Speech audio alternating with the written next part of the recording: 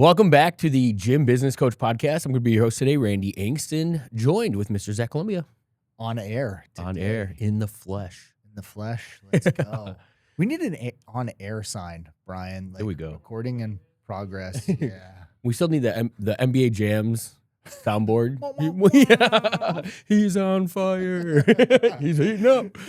All right, guys. Today, this is a topic that we talk about a lot, and it's the speed at which you can contact a lead once it enters your ecosystem. So imagine you're just kind of laying out the foundation, or like the scenario for you. Maybe it's your website. Maybe it's a Facebook lead form. You know, you've got poles in the water to capture leads. Lead comes into your ecosystem. What happens next? Traditionally in this industry, right, it hits somebody's desk. It's their responsibility to pick up a phone, try and contact that lead right away. But we live in a time right now where obviously automation has a big ability to help kind of carry some of that weight. We're going to get into that, but maybe take us through kind of your experience here, Zach, from the director's position as leads were coming into the business. We've always talked about like the next step is, right? We're not trying to sell from the first point of communication. We're trying to get them in for the consultation, right? Yeah. And so kind of take us through maybe the system or how you guys have set that up, or we've set that up, you know, here at Legacy to make sure that we're on top of the speed at which we can reach out to that lead. Yeah. So, number one is like, as soon as somebody opts in, whether it's on your website or it's, a lead form from Meta that they're filling out, they should land. The next step should be a redirect to a book page, right? Sure. Like, hey, we got your form. Thanks. Maybe a video explanation of what you do or a quick overview, 2 minutes, 90 seconds, something like that. But then underneath that is your calendar. Mm-hmm. Like you're not done yet. The next step is book an in-person consultation. So we want them to, somebody that opts in is right then in that moment interested, and they already took some sort of micro action to opt in to learn more about your program. The worst thing that you can do is then allow life to distract them. Sure. Yeah, it's almost like their pain point is the greatest at that point, right? Yeah, their pain point or their interest is the highest. Like, I don't care where they're at. Like, if they're on their phone, and they're scrolling and your ad catches them and they take act, they're interested and they're looking at that. You want that person to have the opportunity to book and take the next step immediately without any interruption. Mm-hmm. So that would be the first thing is like, hey, let's put the calendar in front of them, book a time now. Sure. Without any manual. That's not even automation. That's just, I guess you could say it's automation, but it's like, here's the calendar book. Yeah. Right. Yeah. And that would be set up either through your website. Yeah. After the lead form, obviously, like you said, a redirect to your booking link, or even on a Facebook lead ad or Meta lead ad, we put it on the confirmation right within that platform. So it's not taking them somewhere else. It's happening directly through that platform. Yeah. And if you guys have, been a long time listener, you've heard the story of like Tim and I at a charity golf event and us just like the phone going off, both of our phones. And we look at it and it's like lead came in. Oh, consultation booked. Lead came in, consultation. We booked like 3 consultations while we were on the golf course without a single, manual outreach or even an automated outreach. Sure. So that would be, number one. And then if you think about what that tells you that our best chance of getting somebody to book a consultation is in that moment. And there's already this momentum. And what I have seen lately, like years ago, nobody had automation like this, right? I mean, this is one of the things that Tim built that has helped so many gym owners buy back their time. And it's just, this dialed in system where somebody, opts in and then they're getting nurtured and they book a consultation. But a lot of agencies and coaching programs and things now have implemented automation. Like they've caught on, hey, this is, speed to lead, helpful. You don't have to rely on a human being. But also what you're saying and the psychology around those messages, even if they're automated, is really important. Sure. So what I am picking up on, and I see a trend in, is that those messages that a lot of agencies now are using are like conversational. They're, hey, let's get the conversation going. And that is stalling the bookings. Sure. In that moment, the psychology through observation, what you see is, hey, we have the best likelihood of that person booking a consultation right now. So our messaging needs to be very direct. Like, wait, you're not done yet. The next step is book your consultation. Then if we hit them with an email, a text message, over the course of 3 days, let's say, and they don't take action, then maybe we shift to a little bit more conversational, or, help me understand what what brought you in, what got you interested. That's totally fine. Mm-hmm. But we have to understand that at different points throughout this nurture process, there's different psychological things that we need to be paying attention to or accounting for in our automation. Completely agree. And obviously, I mean, the premise here, right, is speed and efficiency, and breaking down kind of the customer journey from that lead coming in to them becoming a member, right? The next natural step is the consultation. Yeah. Whether that be, and some gyms do a discovery call. Could be right? A discovery call, could be whatever your process is. And we've did a show probably almost maybe a year and a half ago, 2 years ago, where we split test that here at Legacy to see was a discovery call or a direct in-person consultation the right next step for us. And we hands down found out that the direct to consultation was a much better format for us here in our gym. I say that because this is one of those things where you should be testing these things for yourself. Different demographics, maybe different offers and opportunities, even different deliverables might change the result depending upon what you offer and what you present. But either way, right, the next step, in order to have the ability to sell somebody, we need to get them either on the phone or in front of us next. Yeah. And what we're talking about here is like the efficiency and the speed at which you can do that. You did a great job kind of laying out like, hey, allow them, and this goes back to kind of us or our belief that like doing business with you easy. That client shouldn't have to rely on somebody reaching out. And you see that a lot with franchises and large big box models and things like that. It was always like, oh, we have your information, somebody will reach out to you.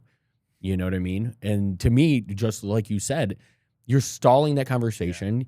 The chances that person's in the same psychological, position when you do get a hold of them versus when they made that decision to leave their information, pursue what it is you have available, there's going to be some natural fall off, right? You do a great job at articulating kind of like the law of diminishing value. And I think that even comes into here, right? If somebody opts in and leaves the information and they don't take that next step, they've already kind of checked a box in their own mind. Like, I'm moving forward towards it. Whether I want to get started today in the gym or I'm thinking about it, either way, they've taken action right now, and right now is the best time to try to give them that opportunity for that next position. Now, let's say they don't, right? You've got the direct kind of push to the next position. If somebody doesn't take action, and let's say they do get hit the end of like the 3 days that we're talking about, what would you say conversationally then comes into play? Like how would you shift focus from there? Well, let me kind of back up and we'll just walk through it like step by step. Sure. So somebody opts in, they immediately get redirected to a booking page, and then we have automation built out. So if they don't book, we'll give them 5 minutes, let's say. If they don't book, then we're going to hit them with a text message. But as soon as they opt in, we have automation that rings our phone. Yeah. So it calls us. Yep. And it says, hey, to be connected with this lead, press 1. So before they even have a chance to book, we're going to, basically call them if we're available. Yeah. Right. And so this is where automation comes in, is like, maybe I'm not sitting by the phone, or maybe they're opting in at 9:30 at night because that's when they're sitting there doom scrolling or whatever, and they get hit with their ad. So if I am available and it rings my phone, cool, press 1, like, let's have a conversation with this person. That's conversational. Sure. If they don't take action, or we, aren't available to talk to them, 5 minutes goes by, that's enough time for them to book. They don't book, hit them with a text message. Hit them with an email. Okay. Wait, you're not done yet. Next step, book your consultation. Hour later, hit them again with a text message. Hey, just while it's top of mind, like, make sure you get booked. And we're just going to kind of follow that tone of urgency. Take the next step. Don't let this slip, for several days. Then through text message and email. Now, obviously, like, we're also going to call that person a couple of times over the course of those 3 days, but we're not going to, we have other things to do. We're not going to hound that person and call them 6 times over 3 days or something. It's probably going to be 1 or 2 phone calls a day, like evening, morning, evening. And then from there, we're going to shift to, like, hey, what brought you in? What are you looking for help with? Are you currently, training with somewhere else? That type of thing, to just try to get them to respond, and open just start having a conversation through text or through email. Yeah. And I think that's a big thing too, is, right, if they don't take action right away, the goal is communication at this point. It's not necessarily, well, I mean, the ultimate goal is the booking, but you kind of change the way that you go about it, right? It's a little less direct. Now we're going for the conversation, opening it up to maybe there are challenges. Maybe there are things that they weren't ready and willing to take that next step yet, but through a phone call or through some automated nurture, we can kind of stem that or stoke that kind of fire in them. And but even if, let's just say, 1 out of 10 people are ready to take action and book, like, that is low drag, low friction on our part to put it in front of them, to be like, hey, you're not done yet, book your appointment. Yeah. Why wouldn't you? Why wouldn't you do that? And then, and a lot of times there's this, like, psychological thing that we have as gym owners, and we feel salesy because we're trying to help people, and we think, like, oh, that's being too aggressive or whatever. That you're in business, like, you have to sell or you don't make money. And you have to think about the psychology of the person that is also opting in, that needs your help. Yeah. And guess what? There's also this thing called competition. So the person that gets that person in for a consultation first, the gym that gets them in for the consultation first, is probably the gym that's going to win. Yeah. And so it's like, why wouldn't you give yourself the best chance possible to be very direct at the beginning?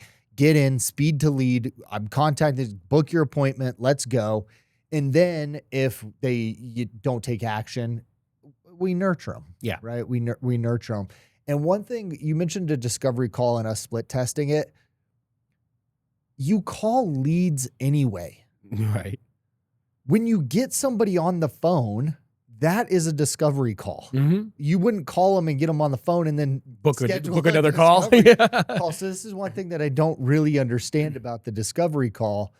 In our automation, in our text messaging, we also say, like, hey, I'm sure you're busy.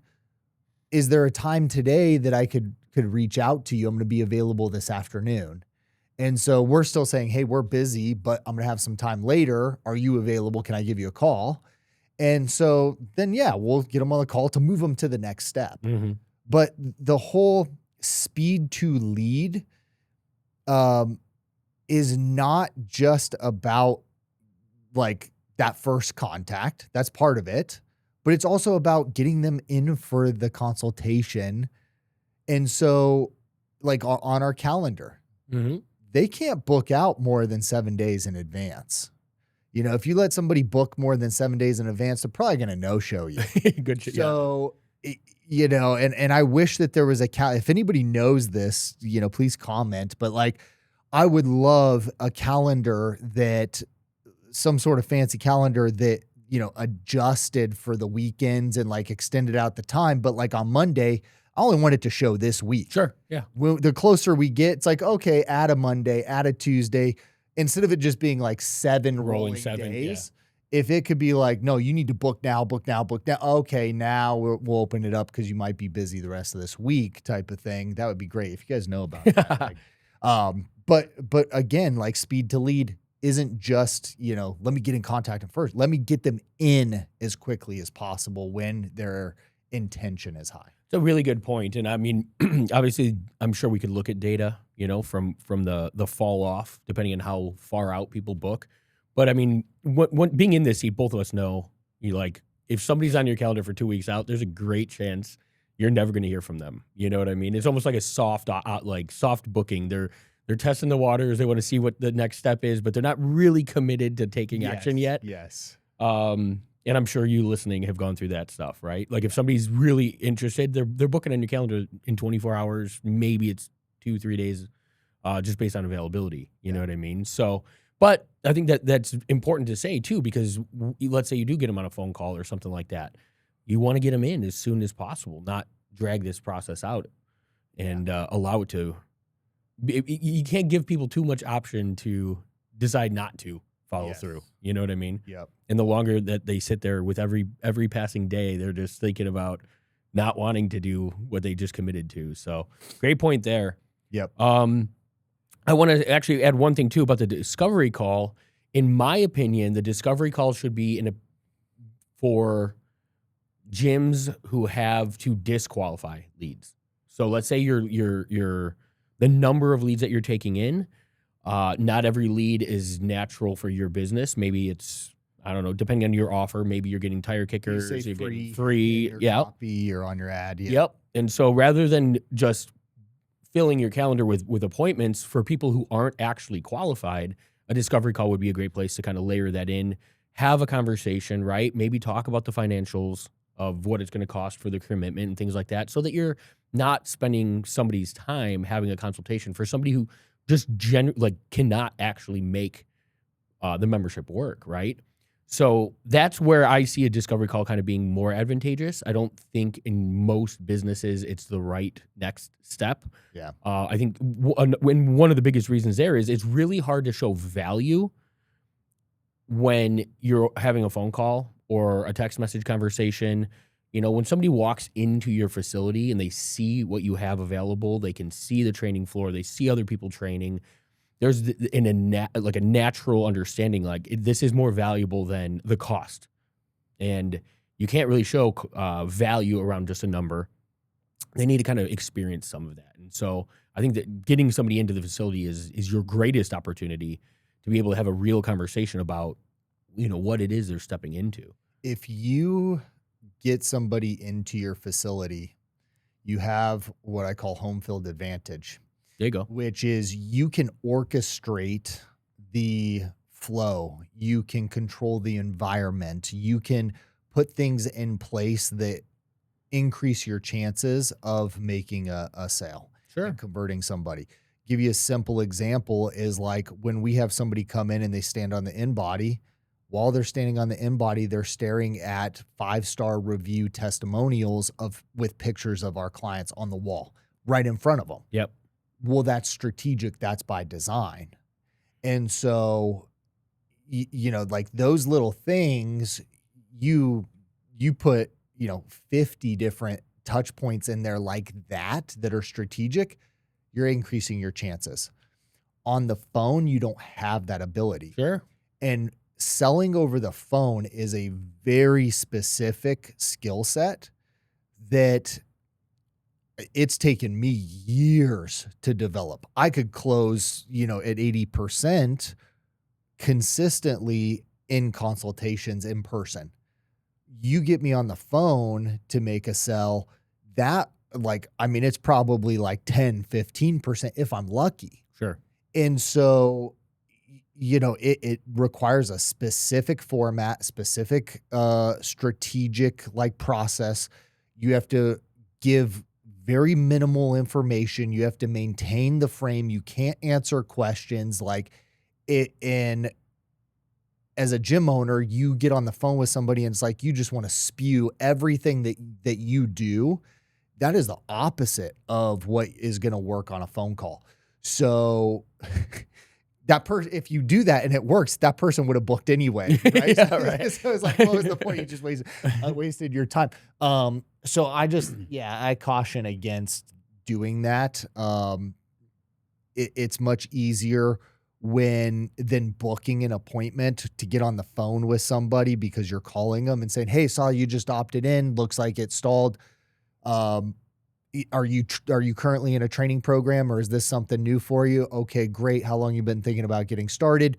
What's the thing that's been holding you back, or why haven't you taken action over the last 4 years that you've been, struggling with this? Okay, great. Here's the next step." And it's like, I gave them no information whatsoever. I'm just pushing them. Like, what is the problem that you're struggling with? How long you've been struggling with it? What's the solution that you're looking for? Great. Come on in. It's all pain oriented around what their issue is, you know? So, again, just a different conversation than in person. Yeah. And there's one other thing I want to bring up too is, not all, call them CRMs, client relationship management software, right? All the systems we use for these nurtures, they're not all created equal. I mean, there is a million of them out there. But one of the biggest things, in my opinion, is it has to be logic-based, right? The system has to understand when that person takes action and books that consultation, we're no longer nurturing them to book a consultation, And I've entered plenty of opt-ins for a million different, reasons, where it's like the system doesn't recognize that you took action and it's just pounding you to keep going down that path. And you've already done that action. Thing, yeah. So, if you are in a position where you're considering CRMs, make sure you're looking at logic-based ones where, when the appointment is booked, whether it's a tag applied, whether it moves them in an opportunity, removes them from a workflow, whatever it may be, your CRM needs that ability. Yeah. And I just say that because there's always low-hanging fruit. I mean, you could absolutely have email, quote unquote, nurtures from a free CRM or a very low cost CRM. But if it's not accomplishing the objective that we're seeking, it's probably not the right solution for you. Yeah. So example of that is like when somebody books a consultation with us, the next thing that happens is our system will send them an intake form. So confirmation of their appointment.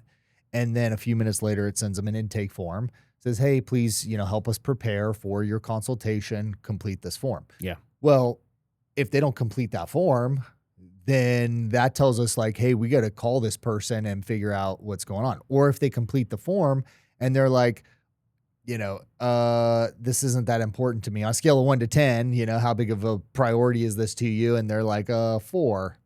I'm not going to meet with that person. I'm going to call that person, Sure.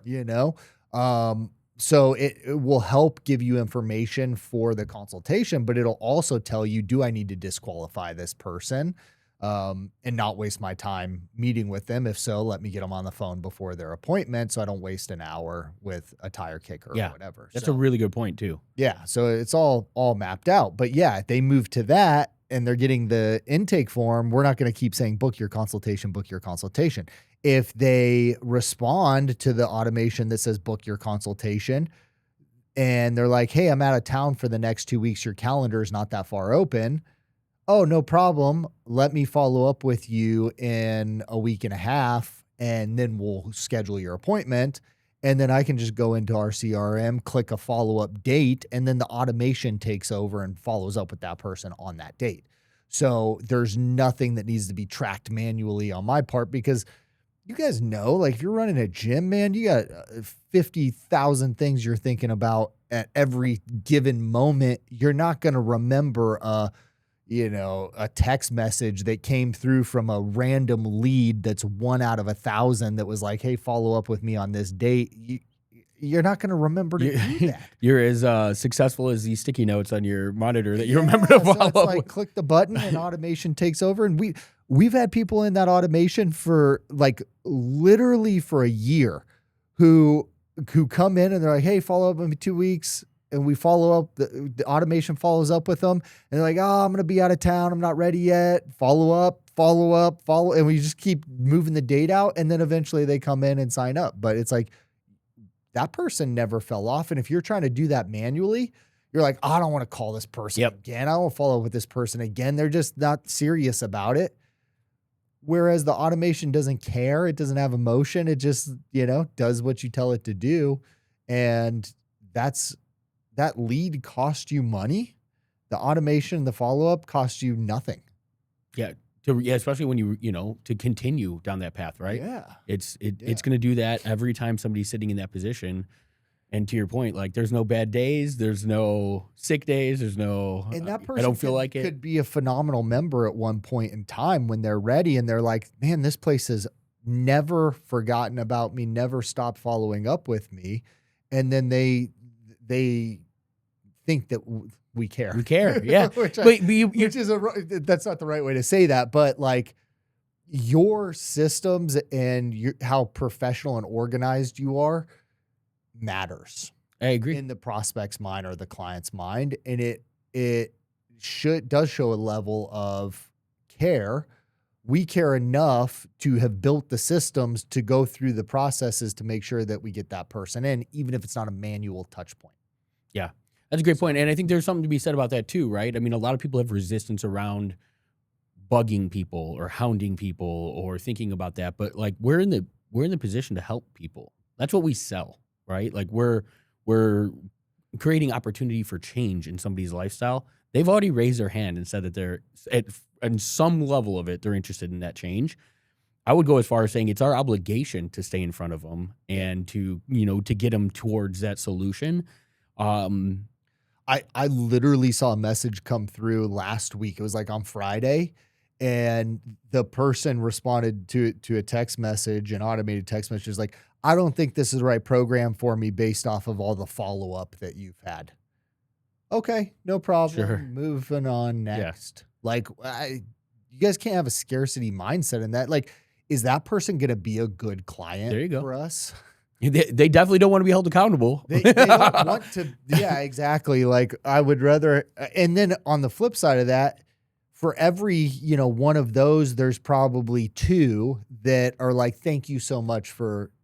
I'd say it's probably like 1 to 10 even, you know what I mean? Yeah. So people don't think I'm exaggerating, but that is the case. Like more people will express appreciation for the fact that you continue to follow up with them than the people that complain that you reached out to them too many times. Yeah. I completely agree. Anything else you want to add, regarding whether it's speed to lead or the nurture processes in place? No, I think that it's just, guys, it's 2026 when we're recording this. There's plenty of systems that exist. We, for our coaching clients, our Iron Circle, like we have our CLA, which is not just the nurture to book, but is the whole brain of, if this, then that, if this, then that, if they become a member, send them this, if they cancel their membership, continue to nurture them, like, and reach out to them. All of that we provide to our members and our coaching clients.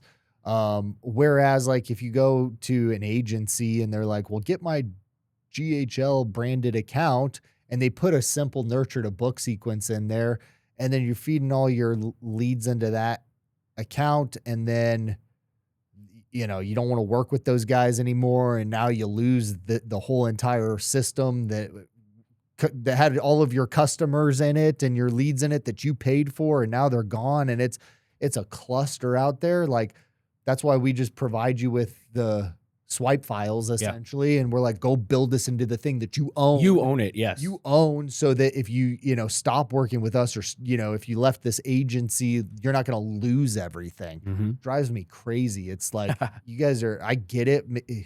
Tim and I were having a conversation about this the other day. It's like, yeah, maybe it's a good business technically from the agency standpoint, into something, but we're like, is it really good business if you're doing that to your customers? I don't I don't know. I don't. Yeah.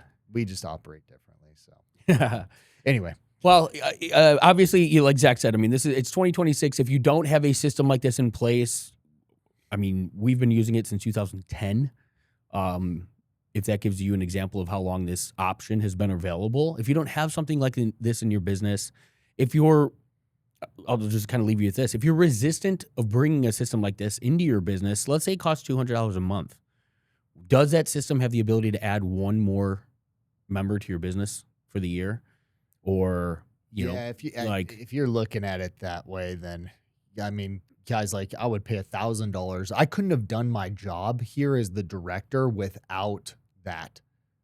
My whole time, like my whole job, every minute would have been trying to nurture people and get people in the door, whereas it was just happening automatically in the background. Like, how much is that worth? Yeah. I pay $1,000 a month for that to be able to not have to think about it and just have it working in the background.